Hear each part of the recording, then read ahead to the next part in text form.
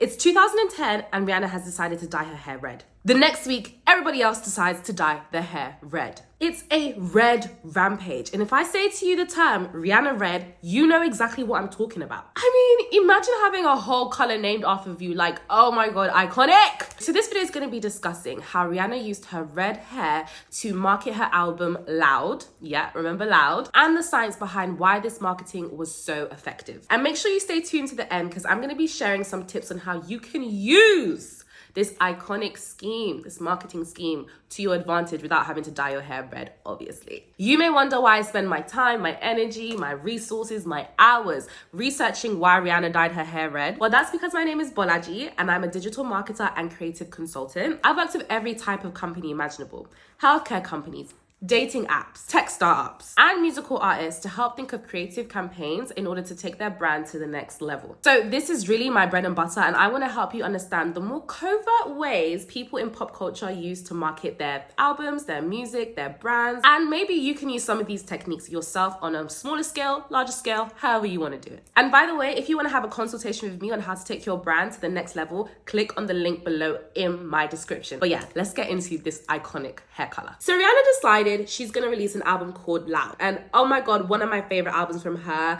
I could do a whole video and just talking about every song because I loved it so much, but that's not what today is about. The color was bold, colorful, loud. Wink, wink. It really suited her as well, I can't lie. She looked absolutely gorgeous with the red hair. And what it really helped do was lead to strong brand identity. Anybody now who dyed their hair red was accused of copying Rihanna. And to be honest, they were. They were, okay? They were. It allowed her to be super easily recognizable. You see a celebrity red hair like that, it's not common. Especially that like shade of red, it was like very not common. So it's just like, if you saw that before you even saw her face, you'd be like, oh my God, Rihanna. She is quoted saying this, okay? Wait, let me put my Asian accent on. Okay. With my hair, I was ready to try something new, something loud, something expressive, something fun. I'd had blonde hair and it was boring for me. Black is still my favorite color, but this time I wanted something edgier because I don't like edgy clothes no more. I guess I had to take the edge somewhere else. My hair. So she's even saying herself, she wanted to be seen as edgy. She wanted to have a look. She wanted to be boring. She wanted attention. She wanted to be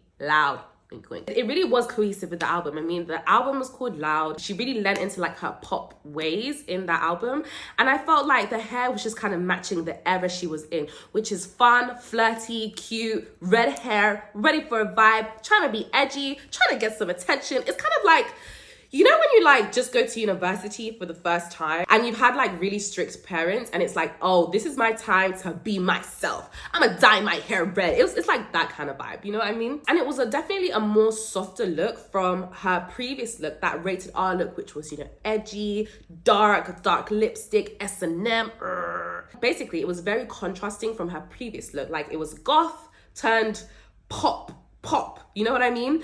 And just think about that era in time. Think Katy Perry, I Kissed a Girl and I Liked It. Think Nicki Minaj, Super Bass, that super colorful, poppy vibe, you know what I mean? So I did think it was definitely a shift to a more fun, flirty, and in my opinion, more marketable look. And let's just talk about it for a second, the power and influence of Rihanna. Everybody dyed their hair red. Like if you lived in England at the time, like I can't speak for other countries, but yo, everybody dyed their hair red. There was not a person that didn't dye their hair red, okay? I don't know why I put my Bayesian accent on, but if it come out, it come out. I'm talking about Rihanna. White gal had a red hair, like literally, you know that single mom look, the Jaden look, yeah? With the, yeah, you know what I'm talking about? Gal will have it dyed red. The influence of Rihanna's red hair should not go unnoticed. But this is just really goes to show like who Rihanna was, a trendsetter leading the crowd. She was a leader, not a follower, and everybody knew when to follow and get in line. Talk about iconic and talk about influence, like,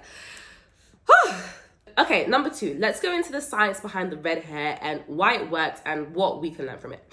So the red hair itself was the marketing. Now, let's talk about it. Artists will release albums and they might spend $20 million on marketing. And I'm being for real, like artists do spend $20 million just on art marketing. If you gave me a $20 million marketing budget, bruh, yeah, you're gonna be seen for the next 10 years, like in my opinion, with the way I do shit, you know what I mean? They will spend it on radio shows, radio placements, playlist placements, getting in interviews, getting in magazines. All these things are most of the time paid for. But wow, Imagine just being able to get some box dye from Boots for £4, dyeing your hair red, and that being the talking point for the next like year. Like, I'm not saying she actually got box dye, but bruv, that is some cheap marketing when you think about it. You just go and dye your hair. Now all these magazines want to discuss you. People are having think pieces about you. People are literally dyeing their hair red for you. What's better marketing than that? Like, that is what they call covert marketing, because it's not obvious, but boy, does it stir up chatter. The color was alarming. The color was unique. You know, that's the great thing about it. Like, she could have gone blonde, like she said. Blonde would have probably still had people talking. Would it have made the iconic era that is the Rihanna Loud Red era? I don't think so. Brilliant choice of color. Because red is like, it's not that crazy. I mean, I think now, because we come into a point where we see all these female rappers, pink wigs, blue wigs, blah, blah, blah, wigs.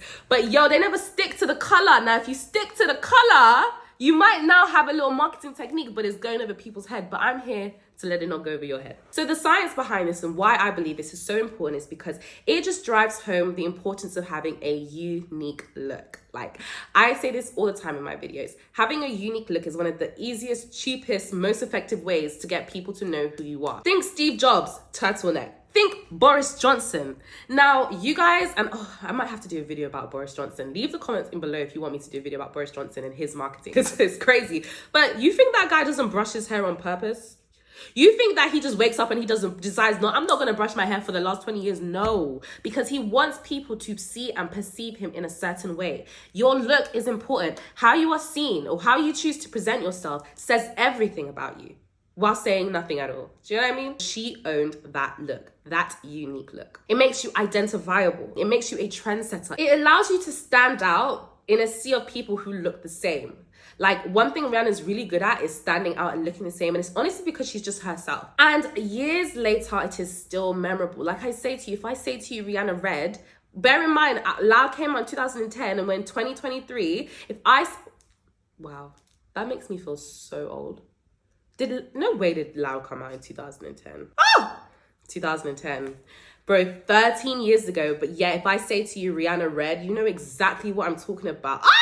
The baby's iconic. I'm sorry, the baby's iconic. She's iconic. So to round it up, it is important to have a unique look. If you're trying to start a brand, CEO of a company, I think the first thing you should ask yourself is, how do I want to be presented to the world? How do I want the world to see me? And like, can I stick to this for like at least a year? So people can be like, I identify you. And honestly, I need to take my own advice, because I'm always like switching up my styles, switching up what I do. But also, being switchy-uppery can be your look, but it's not going to allow you to have that strong brand identity. Strong brand identity. That's what you want to go for. You want people to see you and know exactly what you represent, how you represent it. And yeah, and you want it to be something that just really honestly stands out. Like, I'm not saying go out of your way to look weird. Okay, I'm not saying that. I'm just saying find something that you probably do on a regular day, or you wear, or like, for example, it could just be something like always having colored shoelaces. Like, no matter what you wear, you always have like mad red shoelaces. And that's like, okay, if I look down and I see those shoes, okay, I know that's you. Or it could be something like you always wear white socks. Yeah, like even when it doesn't call for white socks, you will always wear white socks, or you always wear yellow socks, or you have a little blonde streak in your hair, or maybe you have like loads of piercings, or maybe, you know, you always wear black lipstick. It doesn't have to be something mad expensive and, you know, just something that's like, when I see this person, I know who I'm seeing. You know, I know who this person's representing. I know who they are. It helps to also create discourse around you. She might have been able to cut her marketing budget in half just by dyeing her hair, because what? I dye my hair, 2 months later I dropped my album, and because everyone's still so hung up on my red hair, they want to talk about my red hair so much that when I drop my album, it's like, oh, she also dropped an album too, let's go listen to the Loud album with her loud ass hair. You know what I mean? The baby's smart too. The baby's smart. And with saying that, it would actually be kind of smart to change your look around the times that you are dropping the new product. So, you know what I mean? If you're somebody who creates phone cases, yeah? Maybe when you want to drop the phone case, you also dye your hair the color of the phone case. So that way people can really link it to something, as opposed to just creating discourse about you that leads to nothing. You want people to talk about you, and it not just be because you're like trending. That means you just want to be like an influencer. You want it to be directly linked to whatever you're planning on doing next. And if you do it correctly, this can be a way cheaper way to market your stuff. You like, they'll tell you, do Facebook ads, do Google ads, do Snapchat ads. I'm telling you, dye your hair. And okay, I know you're thinking, okay, but it's Rihanna. Rihanna was already famous. Okay, let me tell you something. Drastically changing your look, regardless of who you are, will always cause people to talk about you.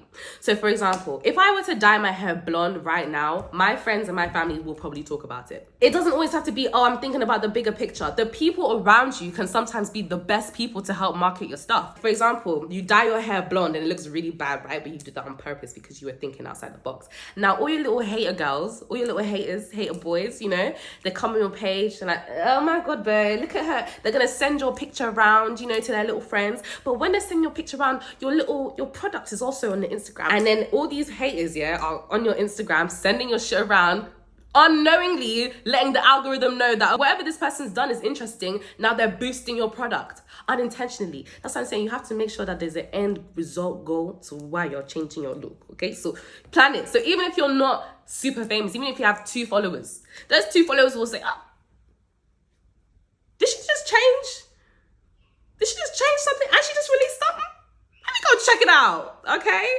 I'm helping you. This is real tea. This is stuff that they won't tell you, but I'm gonna tell you because I want you to succeed. I want you to succeed. And like I said, it doesn't have to be your look. It just has to be something different about you. Colored nails, colored toenails, wearing loads of rings, wearing loads of jewelry, like wearing something, do you know what I mean? It doesn't always have to be something that's physically changing your body or putting chemicals in yourself. It can be something really calm. Okay, so guys, that's it. If you guys like this video, make sure you check out my video about Megan and how she was able to turn her hot girl phrase into a multi-million-pound empire. Yes, the girl was not playing, and it was not by accident either, okay? None of these things are by accident. Let's just get that clear. Nothing is a coincidence, okay? Forget coincidences. They don't exist. So make sure you watch that. And also, don't forget, if you want to have a consultation with me, you want to talk about your next marketing campaign, how I can help you, click the Calendly link down below. We can chop it up. We can chat it up. We can get it together. Okay. Love you guys. Thank you for watching. Mwah.